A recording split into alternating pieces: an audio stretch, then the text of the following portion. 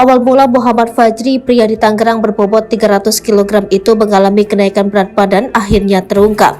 Ibu Fajri menguak seperti apa sosok anaknya yang selama ini menjadi tulang punggung keluarga. Muhammad Fajri ternyata menjadi tulang punggung keluarga dengan pekerjaan dan hidup seperti orang pada umumnya. Semua berubah setelah Fajri mengalami kecelakaan. Pemicu kecelakaan itulah yang akhirnya membuat Fajri harus terbaring hingga kondisi tubuhnya membesar. Sosok Muhammad Fajri diketahui berusia 27 yang tinggal di Pedurenan, Karangtengah, Tangerang. Fajri mengalami obesitas yang membuat berat badannya mencapai 300 kg. Fajri baru menempati rumah tersebut selama 2 tahun terakhir bersama dengan satu orang keluarganya. Berdasarkan keterangan warga, Fajri telah mengalami obesitas sejak berusia 11 tahun.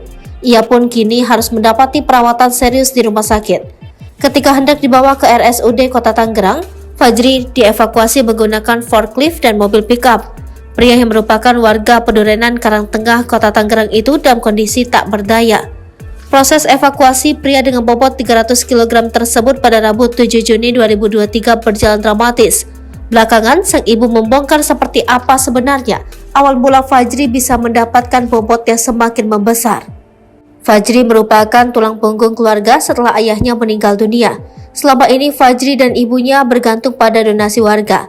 Menurut penuturan Riwati, ibu Fajri, anaknya sempat bekerja di biro jasa. Namun pada tahun lalu ia mengalami kecelakaan.